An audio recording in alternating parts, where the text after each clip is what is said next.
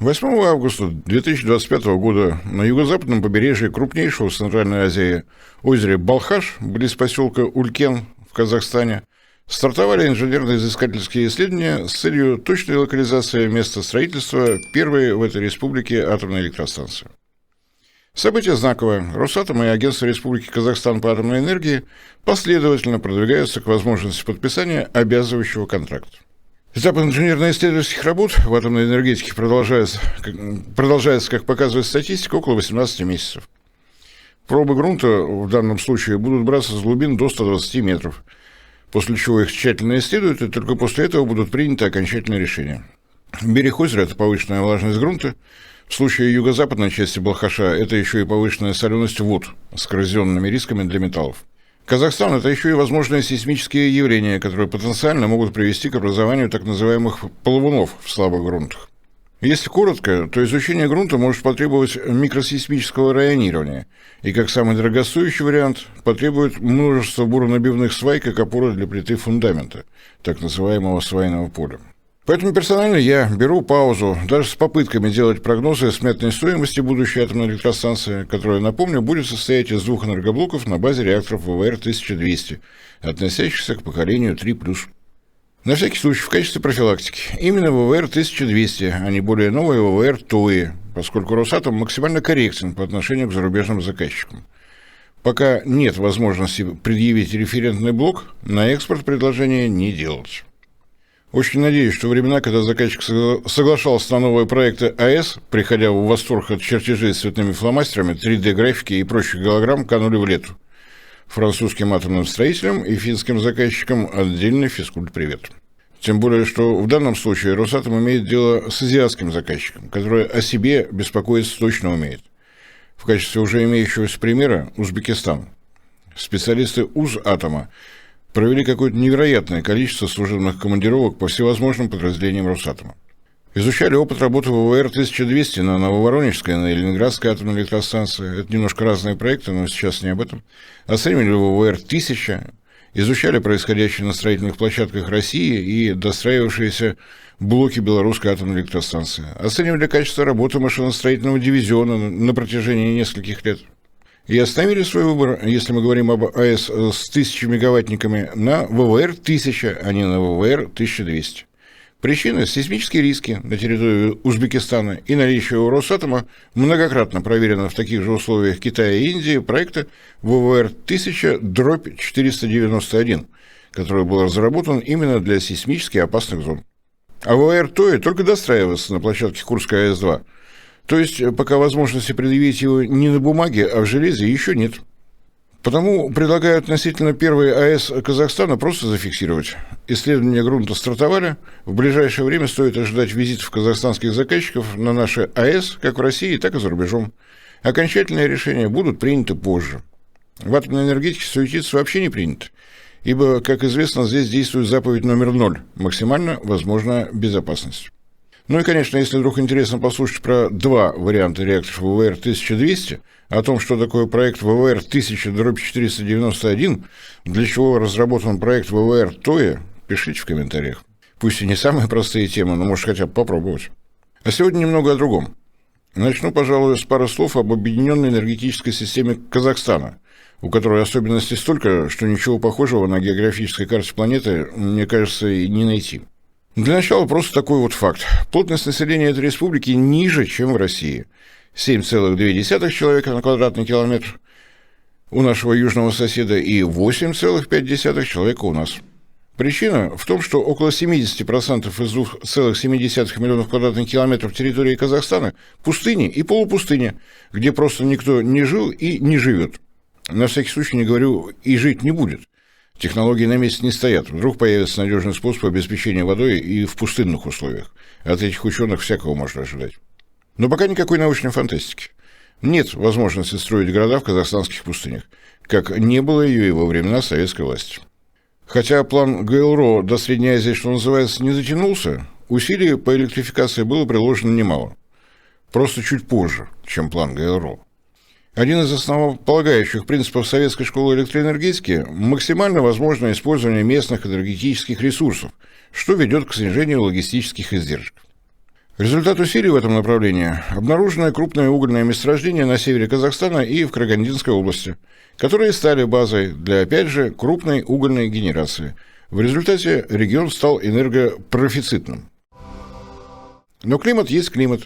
Плотность населения на юге Казахстана в 2-3 раза выше, чем в лесостепях и степях севера, а вокруг Алматы она и вовсе зашкаливает за 1000 человек на квадратный километр. Вокруг Шымкента более 200. Здесь дефицит электроэнергии, потому южный энергорайон Казахстана вошел в состав Объединенной водно-энергетической системы Средней Азии, в состав которой в 1990 году входили энергосистемы Узбекистана, Таджикистана, Киргизии и Туркмении. 1990 год. Совсем поздно, но это было обусловлено тем, что строительство больших гидроэлектростанций в условиях горной местности – это очень сложно, очень дорого и действительно очень долго, поскольку горная гидроэнергетика – вершина инженерного искусства в этой отрасли. Расстояние между северным и южным энергетическими районами Казахстана около 1200 километров. И даже нормативные потери электроэнергии при использовании линий электропередач класса 500 кВт составляют 6%. Но ведомственные нормативы правил устройства электроустановок РД 34.09.101-94 и летние сухие степи с жарой плюс мороз со снегом зимой – это две большие разницы. Реальные потери даже в те годы, когда провода еще не были изношены, в среднем составляли 10%. Оценка потерь специалистами Минэнерго Казахстана и Всемирного банка последний раз публиковалась в конце 2023 года – от 14 до 17%. Результат плачевный, если не юлить словами. Переданный объем электроэнергии с севера на юг Казахстана в 2023 году составил 17 миллиардов киловатт-часов. Фактические потери от 12 до 15% или от 2,4 до 2,55 киловатт-часов, что при тарифе в 5 американских центов за киловатт-час, на секундочку, от 100 до 127 миллионов в долларах в год. Когда будет разработан план модернизации сетей, в какие деньги он обойдется и какого времени потребует, пока можно только гадать. А потому можно просто фиксировать. Потери велики, спрос на электроэнергию на юге республики растет. При этом и на севере Казахстана дела обстоят не лучшим образом. Возраст действующих электростанций перевалил за 50 лет. КПД и мощность падают. Перетоки из объединенных систем Урала и Сибири вывели Казахстан на первое место по объемам российской электроэнергии на экспорт. Дефицит мощностей на севере Казахстана оценивается в 2,5 гигаватт. Вывод, сделанный Министерством энергетики Казахстана, с которым согласны правительство и президент, нужно строить атомные электростанции, как а. попавшие в разряд так называемой зеленой генерации, б. не требующих строительства трубопроводов и использования становящегося в Казахстане дефицитным природного газа, в. не зависящих ни от каких погодных условий, г. имеющих проектный срок эксплуатации в 80 лет, д. обеспеченных собственным энергоресурсом в виде урановой руды. Список можно продолжать и дальше, но уже и так все очевидно. Вопрос о том, что строить надо, вообще не стоит. Приятно удивили результаты прошлогоднего атомного референдума, проведенного в Казахстане. Оказывается, что невзирая на все проблемы, создавшиеся в годы ядерной гонки, граждане республики руководствуются не эмоциями, а логикой. Подавляющее большинство голосовавших ответили «да» на вопрос о необходимости строительства АЭС, с чем лично я могу только поздравить. Есть, конечно, и побочный эффект.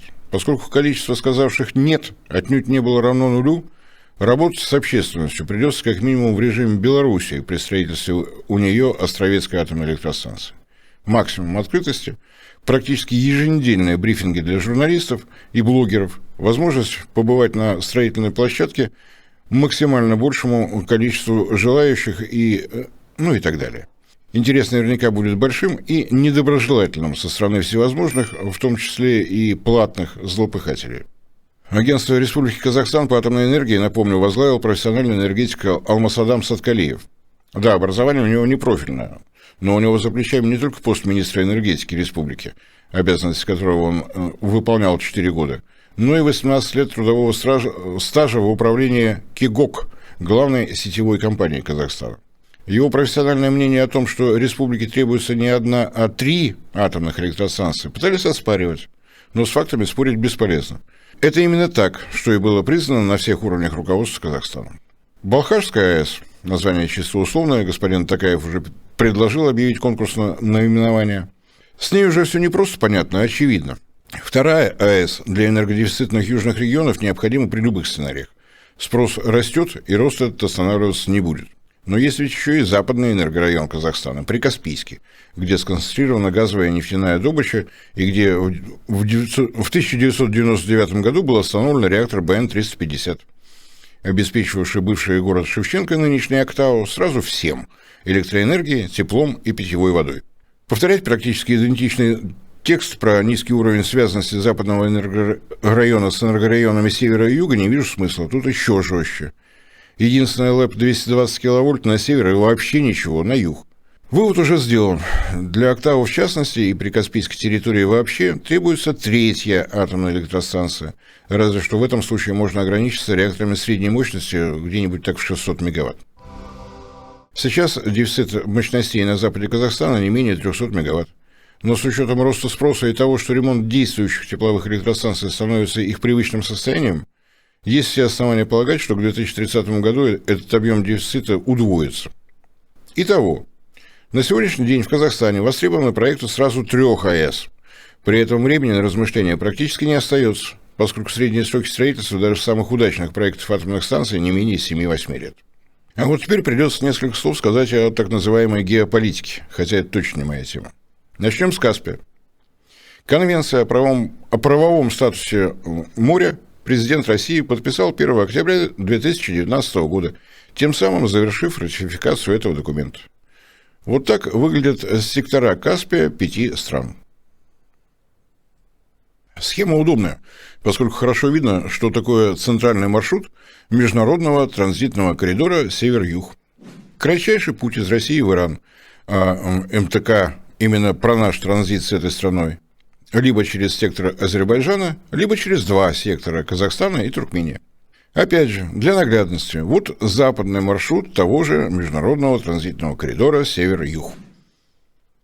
Да, у меня опять каминг-аут. Как на духу признаюсь в том, что не способен понять официальное название этого международного транзитного коридора.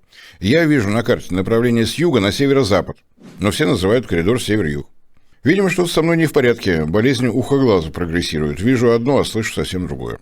Наверное, северо-запад вижу только я. Как вы считаете, уважаемые зрители и слушатели? Ну а если без юрничества, то мы видим, что авторы названия самым важным предназначением международного транзитного коридора север-юг считают транзит индийских товаров в Европу. А я продолжаю помнить, что север – это наша с вами Россия. И считаю, что международный транзит-коридор север-юг должен идти с севера на юг, для того, чтобы производственная мощность нашей Сибири получила прямой выход на юг. Не только в Индию, но и в сам Иран, и во все его страны-соседи, которые расположены западнее. По меркантильной причине, совершенно меркантильной, западнее Ирана, в том самом Персидском заливе, нефть, много нефти, обеспечивающая весьма платежеспособный спрос. Переубедить меня сложно еще и потому, что у МТК «Север-Юг» имеется еще и восточный маршрут. Вот он. Вот здесь виден север с большой буквы, приглядитесь. Онега, Вологда, Киров, Екатеринбург, Челябинск, Нижневартовск, Новосибирск, Лесосибирск, Барнаул, Новокузнецк и даже Тайшет. Нам точно важнее всего продолжать отношения с разлюбезной Европой. Излагаю личное, оценочное мнение. 3 железнодорожных соединения России и Казахстана, которые железными дорогами соединены с Туркменией, обустроившие уже 2 разноколейных перехода в Иран, которые железной дорогой соединены еще и с Узбекистаном, откуда нас регулярно призывают присоединиться к проекту Трансафганской железной дороги до Пакистана. Лично для меня важнее и значимее, чем мультимодальная трасса от Мумбаи до Большого Санкт-Петербургского порта.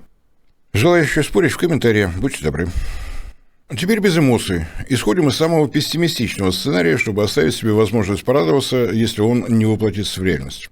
Без политических и военных подробностей. Предполагаем, что Азербайджан примет решение о полном прекращении экономического сотрудничества с Россией. Не сильно реально, но я ведь про самый пессимистичный ход событий. В этом случае для нас важнее всего становятся наши отношения с Казахстаном, Туркменией и Узбекистаном. Такова география железных дорог и секторальное деление бассейна Каспийского моря. Что мы не слышим, а именно видим. В августе 2025 года переговоры и подписание известных документов между высшими должностными лицами Азербайджана и Армении в славном граде Вашингтон. 8 августа 2025 года торжественная церемония старта инженерно-изыскательских работ на площадке будущей Балхашской АЭС в составе 2 блоков на базе реакторов ВВР-1200. 11 августа 2025 года, то есть через выходные, в понедельник, заявление УЗ «Атома» о том, что первый бетон на площадке АЭС в Жизакской области в составе 2 блоков на базе реакторов ВВР-1000 и 2 блоков на базе реакторов РИТМ-200 необходимо начать на 3 месяца ранее установленного срока, то есть в первом квартале 2026 года. Вам прокомментировать, что такое атомная дипломатия и чем она отличается от традиционной МИДовской? Или вы без меня слова подберете? Уверен, что справитесь, присовокупив к размышлениям такие понятия, как символ и выбор. Вот только я уверен, что не стоит полагать, будто выбор в пользу российских атомных технологий означает отказ Ташкента и Астаны от собственных интересов за счет использования естественных возможностей. Естественных, поскольку географических. Еще одним большим соседом для них является Китай, который имеет в этом регионе, в свою очередь, тоже свои собственные интересы. Нравится это кому-то или нет, это просто факт, который нужно принимать как данность.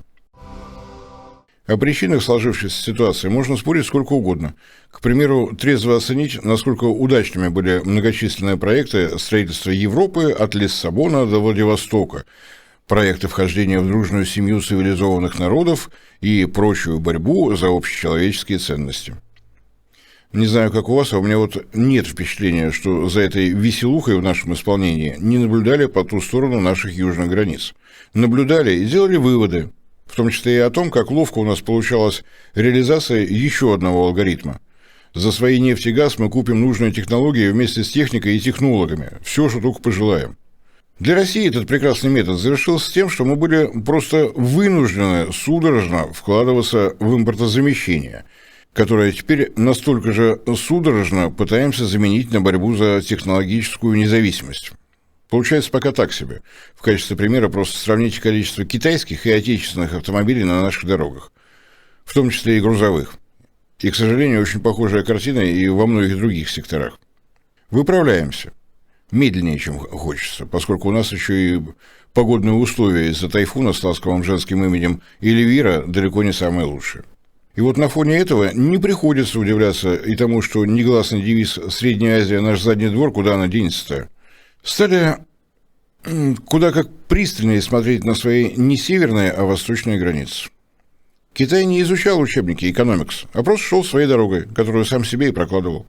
Пока мы свой темп развития теряли, там наращивали, не пугаясь слова «план», и 7, а то и 9% годового роста ВВП, которые стали новой китайской традицией, которая вкупе с суверенной финансовой политикой делали сотрудничество с ним с каждым годом все более привлекательным для 5 центральноазиатских республик. Наши политики любят повторять, что наши с Китаем двусторонние отношения вышли на невероятно высокий уровень. Но наши СМИ, при этом как интересовались зарубежными новостями только с Запада, так продолжают делать это сейчас. В результате мы про своего самого крупного внешнеэкономического партнера знаем все так же минимум минорум, потому не понимаем многие его инициативы и проекты. Разумеется, я не собираюсь претендовать на некую всеохватность, но вот на том, что мне кажется самым большим китайским парадоксом, предлагаю остановиться подробно. Повторяю еще раз, все изложенное – это мое личное оценочное мнение, не более того. А вот после того, как мы чуть плотнее оценим, что такое китайский атомный проект, обязательно вернемся к 3 планируемым атомным электростанциям Казахстана.